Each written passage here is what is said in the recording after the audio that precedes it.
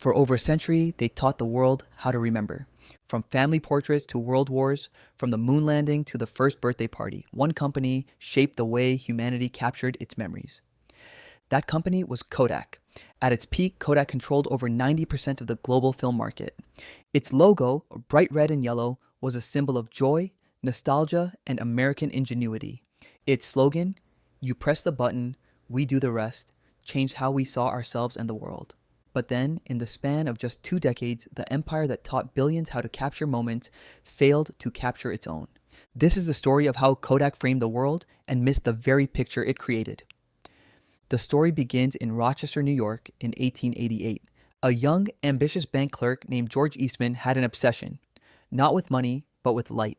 At the time, photography was a complicated, messy craft. Photographers used glass plates, chemicals, and heavy equipment. It was a process for chemists and hobbyists, not for everyday people. Eastman's dream was radical. "I want to make photography as convenient as the pencil." He spent nights in his mother's kitchen mixing chemicals, testing emulsions, and designing a new kind of camera, one that anyone could use. In 1888, he introduced the Kodak camera, a small portable box preloaded with film for 100 photos. When the roll was done, customers mailed the camera back to Kodak. The company developed the photos, reloaded the camera, and sent everything back to the customer. This was revolutionary. Kodak had not just created a product, it had invented the idea of personal photography. Eastman's genius wasn't just in chemistry, it was in marketing. His famous slogan, "You press the button, we do the rest," transformed photography from a technical task into an emotional experience. People didn't just buy cameras, they bought the ability to remember. In a world before smartphones, before even radio, Kodak made everyday life visible. Birthdays, vacations, first loves, graduation. For the first time in human history, ordinary people could capture their own stories. By the early 1900s, Kodak dominated the global camera market. In 1900, it launched the Brownie, a simple camera that sold for just $1. It became a global phenomenon, especially among children. Photography was no longer for professionals, it was for everyone. Kodak had invented not just an industry, but an emotion, nostalgia. George Eastman wasn't a ruthless capitalist like Rockefeller or Carnegie. He was a believer in progress, education, and employee welfare. He introduced profit-sharing programs, built affordable housing for his workers, and donated millions to universities and music schools. He believed that a business should enrich the world, not just its shareholders. Under his leadership, Kodak became one of the most admired companies in America. By the 1920s, it was the undisputed leader in photographic film, cameras, and chemical processing. Eastman's approach created an empire built on trust, between company and customer, between technology and emotion. When people thought of Kodak, they didn't think of industry, they thought of memories.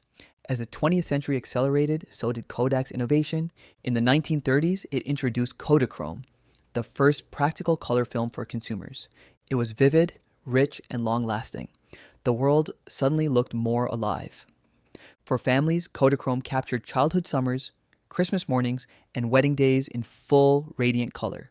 It wasn't just film, it was a time machine. Even decades later, Kodachrome photos hold their color better than many modern prints, and in Hollywood, Kodak film became the canvas for cinema itself. Movies like The Wizard of Oz and Gone with the Wind, shot on Kodak stock, painted the modern visual language of emotion. From home movies to blockbusters, Kodak didn't just capture memories, it defined what memories looked like. By the 1950s and 1960s, Kodak had become more than a company. It was a cultural institution. Its ads were warm, wholesome, and universal. Share moments, share life, Kodak, the moments that matter. Every family had a drawer full of yellow envelopes with Kodak prints inside. Every major event in modern history, wars, moon landings, elections, revolutions, passed through Kodak film. In 1969, when astronauts walked on the moon, the camera they used carried Kodak film. By the 1970s, Kodak controlled 90% of the film market and 85% of camera sales in the US. Its profits were astronomical, in some years greater than IBM and Coca-Cola combined. For Kodak, the future looked unshakable, but even as Kodak reached its peak, the seeds of its decline were already planted, by its own hands. In 1975, a young Kodak engineer named Steve Sasson invented the world's first digital camera. It was clunky, low resolution, and recorded images onto a cassette tape. When he showed it to management, they were intrigued as but cautious. They asked, "How long before this is ready for the market?" Sasson replied, "Maybe 15 to 20 years." The response, "That's interesting, but don't tell anyone." Kodak buried its own invention. Why? Because Kodak didn't see itself as a photography company. It saw itself as a film company, and digital meant no film, no processing, no print. In other words, no Kodak profits. That moment, a quiet meeting in a Rochester boardroom, Kinaukika, would become one of the most tragic turning points in corporate history. Through the 1980s, Kodak was still wildly profitable. Film sales were booming, cameras were cheap, and the company's brand loyalty was unmatched. But beneath the surface, the world was shifting.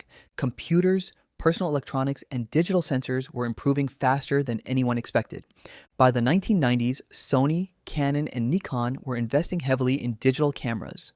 Kodak, meanwhile, tried to defend its core business, film, by making incremental changes instead of radical ones. It introduced hybrid cameras, digital kiosks, and photo CDs, half measures that didn't address the future, only delayed it. At the same time, Kodak was burning billions on unrelated ventures, pharmaceuticals, paper manufacturing, even batteries. It was a company trying to reinvent itself without admitting it had made a mistake. Internally, executives clung to the myth that people would always want prints, that film was emotional and tangible. But the truth was simpler. People cared about memories, not mediums. When the internet arrived, Kodak didn't adapt, it resisted. By 2000, digital photography had become mainstream. Canon and Sony cameras dominated store shelves. Kodak still made money from disposable film cameras, but its dominance was collapsing. In 2004, Kodak finally stopped selling film cameras altogether. In 2009, it discontinued Kodachrome, the very film that defined 20th century color. The same year, journalist Steve McCurry, who shot the famous Afghan Girl National Geographic cover, asked Kodak for one final roll of Kodachrome. He used it to photograph people across the world. The final frame was a portrait of a Native American woman, a symbol of the end of an era. It was poetic and heartbreaking. That same decade, smartphones began replacing digital cameras entirely. Apple and Samsung didn't just steal Kodak's customers, they stole its purpose. And by 2012, Kodak, once a $30 billion company, filed for bankruptcy. But this isn't just a story of failure. It's a story of reinvention and the ghost of legacy. After bankruptcy, Kodak sold off its patents and divisions to survive. It shifted toward commercial printing, film production for Hollywood, and specialty chemicals. Ironically, the same film Kodak once feared losing became valuable again, to filmmakers and nostalgia-driven creators who love the analog look. Directors like Christopher Nolan and Quentin Tarantino still shoot on Kodak 35mm film. And among younger generations, old Kodak cameras and disposable film are making a comeback. It's no longer a necessity, it's art. Kodak survived, but as a shadow of what it once was, a reminder that even the brightest brands can fade if they stop innovating. Kodak's story isn't about failure, it's about human nature. The company didn't collapse because it was stupid. It collapsed because it was afraid to lose what it had built. It teaches us 4 timeless lessons. Comfort kills creativity, innovation means cannibalizing yourself, brands don't own emotions, and even the immortals fade. Every empire, whether made of steel, pixels, or paper, eventually faces its reckoning. Today, when you look at an old family album, the yellowed prints, the square white borders, the warm tones, you're looking through Kodak's lens. Even if the company lost its empire, its legacy remains in the billions of images it left behind. In a way, Kodak didn't just frame the world, it taught the world how to frame itself. As the story closes, imagine a family in the 1960s, a father holding a Brownie camera, a mother laughing, children frozen mid-jump on a summer lawn. The film burns to white, the camera clicks, then silence. You press the button, we do the rest. The story of Kodak ends not with failure, but with a flash, the moment that changed how humanity remembers itself.